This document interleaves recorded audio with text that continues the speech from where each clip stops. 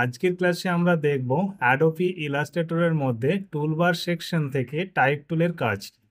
এই টাইপ টুলের মধ্যে আরও কয়েকটি টাইপ টুলের ব্যবহার আছে, যেগুলো আমরা আজকে এক এক করে আলোচনা করব। তো প্রথমেই টাইপ টুল নিয়ে কাজ করার জন্য টাইপ টুলের এই সমস্ত টুলসগুলিকে আমরা যদি বাইরে নিয়ে আসতে চাই, তাহলে টাইপ টুলের মধ্যে ক্লিক করব। দেন ওখান থেকে অ্যারোতে ক্লিক করলে আমাদের টাইপ টুলের সমস্ত টুলসগুলি বাইরে এভাবে বেরিয়ে চলে আসবে। এখন আমরা প্রথমে টাইপ টুল নিয়ে দেখব। টাইপ টুলের কাজ হলো, আমরা যদি আমাদের আর্টবোর্ডের মধ্যে কোনো ডকুমেন্ট লিখতে চাই, তাহলে আমরা প্রথমে টাইপ টুল নিয়ে আর্টবোর্ডের মধ্যে ক্লিক করব। এরপর কিবোর্ড থেকে টাইপ করব আমাদের প্রয়োজনীয় ডকুমেন্টটি।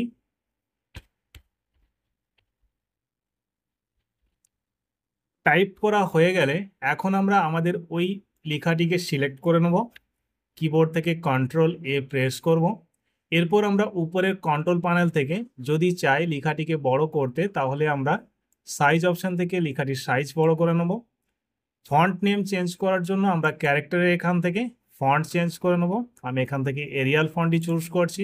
স্টাইলটি চেঞ্জ করার জন্য আমরা এখান থেকে ন্যারো ইটালিক, বোল্ড বা রেগুলার যে কোনো ধরনের ফন্ট স্টাইল ব্যবহার করতে পারি। আমরা যদি এই লেখাটির আগে একটি বুলেট ব্যবহার করতে চাই, লিস্ট বুলেট ব্যবহার করার জন্য আমরা এখান থেকে লিস্ট বুলেট ব্যবহার করব। চাইলে আমরা কোনো নিউমেরিক বুলেট যদি ইউজ করতে চাই বা নাম্বার বুলেট ইউজ করতে চাই, সেক্ষেত্রে আমরা এখান থেকে ব্যবহার করব। আবার যদি বুলেট আমরা এখান থেকে হাইড করতে চাই, সেক্ষেত্রে নান অপশানে ক্লিক করলে আমাদের বুলেটগুলি হাইড হয়ে যাবে। এখন যদি আমরা চাই এই লেখাটিকে অ্যালাইন করব, তাহলে আমরা এখান থেকে প্যারাগ্রাফ অংশ থেকে লেখাটিকে লেফট, রাইট বা সেন্টার অপশানে ক্লিক করে লেখাটির অ্যালাইনমেন্টটি সাজিয়ে নিতে পারি। লেখাটির কালার দেওয়ার জন্য লেখাটিকে সিলেক্ট করে নেব এবং কন্ট্রোল প্যানেলের প্রথমে কালার প্যালেট অপশান থেকে আমরা যে কোনো ধরনের কালার ইউজ করে নেব। চাইলে হেল্পলাইনকে আমরা অন্য একটি কালার দিয়ে কালার ফিল করতে পারি। এখন যদি আমরা চাই লেখাটির একটি আউটলাইন দেবো, সেক্ষেত্রে সিলেক্ট করব, দেন স্ট্রোক অপশান থেকে লেখাটির মধ্যে একটি আউটলাইন দিতে পারি এবং আউটলাইনের কালারটি আমরা এখান থেকে চেঞ্জ করে নিতে পারি। আমরা যদি আমাদের এই লেখাটিকে আরও বড় করতে চাই, সেক্ষেত্রে প্রথমে আমরা আমাদের লেখাটিকে সিলেক্ট করে নেব। তারপর এখান থেকে আমাদের লেখার নির্দিষ্ট একটি মাপ দেওয়ার পর আমরা যদি এন্টার বোতামে ক্লিক করি, তাহলেও আমাদের লেখাটির সাইজ সেভাবে বড় হয়ে যাবে। এছাড়াও আমরা আমাদের টুলবার সেকশন থেকে সিলেকশন টুল নেওয়ার পর কোনো একটি কোণের মধ্যে মাউস নিয়ে গিয়ে কিবোর্ড থেকে শিফট ধরে মাউস ড্র্যাগ করি, তাহলে আমাদের লেখাটির সাইজ বড় হতে থাকবে। এছাড়াও চাইলে আমরা সিলেকশন টুলের সাহায্যে আমাদের লেখাটিকে এক জায়গা থেকে অন্য জায়গায় মুভ করতে পারি। আবার যদি আমরা প্রয়োজনে লেখাটি ছোট করতে চাই, তাহলে কিবোর্ড থেকে শিফট কি চেপে ধরে মাউস দিয়ে কোনো একটি শোবারের উপরে ক্লিক করে আমরা যদি মাউসকে ড্র্যাগ করি, তাহলে লেখাটি আমাদের ছোট হতে থাকবে। এই ছিল আমাদের টাইপ টুলের কাজ। আমরা এখন দেখব এরিয়া টাইপ টুলের কাজ। এরিয়া টাইপ টুল নিয়ে কাজ করতে হলে প্রথমে আমাদের টুলবার সেকশন থেকে একটি শেপ নিয়ে নিতে হবে। আমি একটি রেক্টেঙ্গেল শেপ নিয়ে নিচ্ছি। এরপর পেজের মধ্যে আমরা যতটি এরিয়ার মধ্যে আমাদের ডকুমেন্টটি রাখতে চাইছি, সেই এরিয়াটিকে প্রথমে রেক্টেঙ্গেল টুল দিয়ে কাভার করে নেব। এখন আমরা চলে যাব এরিয়া টাইপ টুলের মধ্যে। এরিয়া টাইপ টুল সিলেকশন করার পর আমরা যদি আমাদের এই রেক্টেঙ্গেলের পাথের উপরে ক্লিক করি, তাহলে দেখতে পাবো আমাদের ওই রেক্টেঙ্গেলের মধ্যে, ওই রেক্টেঙ্গেল শেপটির মধ্যে একটি লেখা অ্যাড হয়ে গেছে। এখন আমরা চাইলে আমরা এর মধ্যে আমাদের ডকুমেন্টটিকে টাইপ করতে পারি। এইভাবে লেখাটিকে যদি আমরা কপি পেস্ট করতে চাই, সেই কারণে সিলেক্ট করব প্রথমে কন্ট্রোল-A প্রেস করে, তারপর কিবোর্ড থেকে কন্ট্রোল-C প্রেস করে এখন যদি আমরা কন্ট্রোল-V প্রেস করি, তাহলে আমাদের ওই শেপের মধ্যে লেখাটি কপি পেস্ট হতে থাকবে। এখন যদি আমরা লেখাটির সাইজ ছোট করতে চাই, আবারও সিলেক্ট করব কন্ট্রোল-A, নির্দিষ্ট সাইজ দিয়ে দেবো। এখন আমরা কিবোর্ড থেকে আবারও কন্ট্রোল-C এবং কন্ট্রোল-V পেস্ট করলে দেখতে পাবো আমাদের ওই রেক্টেঙ্গেল বরাবর আমাদের লেখাটি টাইপ হতে থাকছে। আমরা যদি এখন এই রেক্টেঙ্গেল শেপটির সাইজ ছোট অথবা বড় করতে চাই, সেক্ষেত্রে সিলেকশন টুল নেব। দেন যে কোনো শো বর্ডার থেকে আমরা ক্লিক করে ছোট করলে লেখার রেক্টেঙ্গেলের সাইজটি ছোট হতে থাকবে। আবার চাইলে আমরা যে কোনো দিকে বড় করতে পারি।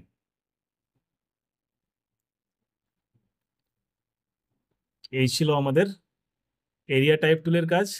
এখন আমরা দেখব টাইপ অন আ পাথ টুলের কাজ কি। টাইপ অন আ পাথ টুল নিয়ে কাজ করতে হলে প্রথমে আমাদের আবারও একটি শেপ ড্র করে নিতে হবে। আমি শেপ টুল থেকে ইলিপস টুলটি নিয়ে পেজের মধ্যে আর্টবোর্ডের মধ্যে ড্র করে নিলাম। এখন টেক্সট টুল থেকে আমরা যদি type on a path tool use করি, ইলিপস টুলটির পাথের উপরে ক্লিক করি, আমরা দেখতে পাবো ইলিপস টুলের পাথ বরাবর একটি লেখা অটোমেটিক্যালি ক্রিয়েট হয়ে গেছে। এখন আমরা কিবোর্ড থেকে যে কোনো ধরনের লেখা টাইপ করলে দেখতে পাবো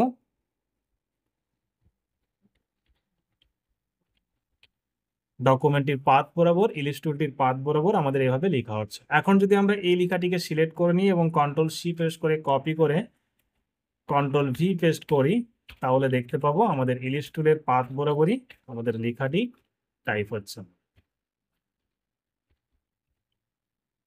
এভাবে যে কোনো টুল নিয়ে আমরা তার পাথ বরাবর লিখতে পারি।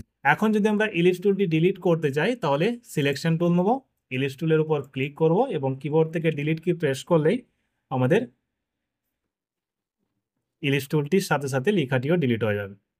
এখন যদি আমরা এই অংশটাকে ডিলিট করতে চাই, তাহলে আমরা সিলেকশন টুল নেব, এরপর ক্লিক করব, কিবোর্ড থেকে ডিলিট প্রেস করলে এটিও ডিলিট হয়ে যাবে। এখন আমরা দেখব ভার্টিক্যাল টাইপ টুলের কাজ। ভার্টিক্যাল টাইপ টুলের কাজ হলো, আমরা যেমন হরিজেন্টালি কোনো ডকুমেন্ট লেখার জন্য টাইপ টুল ব্যবহার করতাম, সেরকম ভার্টিক্যালি কোনো ডকুমেন্ট লেখার জন্য আমরা ভার্টিক্যাল টাইপ টুল ব্যবহার করব। টুলবার সেকশন থেকে ভার্টিক্যাল টাইপ টুল নেওয়ার পর যখন আর্টবোর্ডের মধ্যে ক্লিক করব এবং কোনো ডকুমেন্ট লিখতে থাকবো, আমাদের লেখাটি ভার্টিক্যালি লেখা হবে। এখন চাইলে আমরা এই লেখাটিকেও সিলেকশন করব।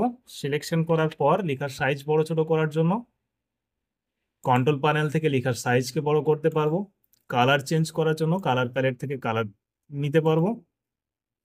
লেখাটি স্টাইল চেঞ্জ করার জন্য আমরা ফন্ট ফ্যামিলি থেকে যে কোনো একটি ফন্ট নিতে পারবো এবং স্টাইল চেঞ্জ করার জন্য এখান থেকে আমরা লেখাটিকে বোল্ড, ইটালিক, রেগুলার এভাবে ইউজ করতে পারবো। এক জায়গা থেকে অন্য জায়গায় লেখাটিকে মুভ করার জন্য আবারও আমরা সিলেকশন টুল ব্যবহার করব এবং লেখাটিকে যে কোনো দিকে মুভ করতে পারবো। এরপর আমরা দেখব ভার্টিক্যাল এরিয়া টাইপ টুলের কাজ।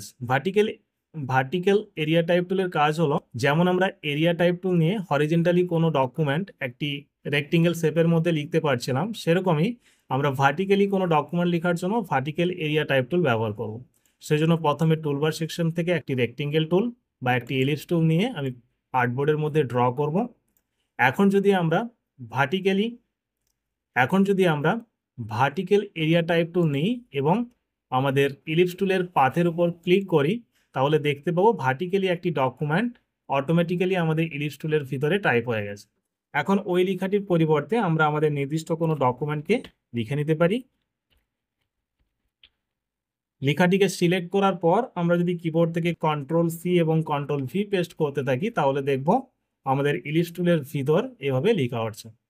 আমরা লেখাটিকে সিলেক্ট করব এবং যদি লেখাটির সাইজ কমিয়ে নিই, তাহলে দেখতে পাবো আমাদের ওই লেখাটি ইলিপস টুলের ভিতরে লেখা হয়ে গেছে। এবং এইভাবে চাইলে আমরা কপি পেস্ট করে একটা ইলিপস টুলের ভিতর যে কোনো ধরনের ডকুমেন্টকে টাইপ করতে পারি। এখন আমরা দেখব vertically type on a path টুলের কাজ কি। সেই জন্য আমরা আবারও একটি টুলবার সেকশন থেকে ইলিপস টুল নিয়ে নেব এবং আমাদের আর্টবোর্ডের মধ্যে ড্র করব। আর্টবোর্ডের মধ্যে ড্র করার পর আমরা টুলবার সেকশন থেকে vertical type on a path tool use করব। দেন আমাদের ইলিপস টুলের পাথ বরাবর ক্লিক করব। ক্লিক করলে দেখতে পাবো আমাদের ইলিপস টুলের পাথ বরাবর একটি ডকুমেন্ট ভার্টিক্যালভাবে লেখা হয়ে গেছে। এখন যদি আমরা চাই ওই লেখাটির পরিবর্তে নতুন ডকুমেন্ট অ্যাড করব, সেটি আমরা খুব সহজেই লিখে নিতে পারি। এবং লেখাটিকে কপি করার পর আমরা যদি পেস্ট করতে চাই, তাহলে এভাবে আমরা দেখতে পাবো যে আমাদের পাথ বরাবর একটি ডকুমেন্ট লেখা হচ্ছে। আমরা চাইলে লেখার সাইজটিকে সামান্য বড় করে নিতে পারি। এখান থেকে লেখার ফন্ট চেঞ্জ করার জন্য ফন্ট ফ্যামিলি থেকে যে কোনো ধরনের ফন্ট আমরা ইউজ করতে পারি। স্টাইল গ্রুপ থেকে স্টাইল ইউজ করতে পারি। এইভাবে চাইলে আমরা আমাদের টাইপ টুলের সমস্ত টুলসগুলিকে ব্যবহার করতে পারি। এখন আমরা সমস্ত টাইপ টুলগুলির কাজ একসাথে যদি দেখতে চাই, তাহলে টাইপ টুলের কাজ হলো আমাদের নর্মালি ডকুমেন্ট লেখার জন্য ব্যবহার করব। টাইপ অন আ পাথ টুলের কাজ হলো একটি পাথ বরাবর যদি আমরা হরিজেন্টালি কোনো ডকুমেন্টকে লিখতে চাই, সেক্ষেত্রে এই ধরনের ডকুমেন্ট লিখতে চাই, সেক্ষেত্রে আমরা type on a path tool ব্যবহার করব। আর vertically type on a path tool ব্যবহার করব ডকুমেন্টটি আমাদের এখানে যেমন হরিজেন্টালি লেখা হচ্ছিল, ভার্টিক্যালি লিখলে vertically type on a path টুল নিয়ে কাজ করলে আমাদের ডকুমেন্টটি ভার্টিক্যালভাবে লেখা হবে। ভার্টিক্যাল টাইপ টুলের কাজ হলো উপর থেকে নিচ দিকে যদি আমরা এইভাবে ভার্টিক্যালভাবে কোনো ডেটা লিখতে চাই, কোনো ডকুমেন্ট লিখতে চাই, সেক্ষেত্রে ভার্টিক্যাল টাইপ টুল ব্যবহার করব।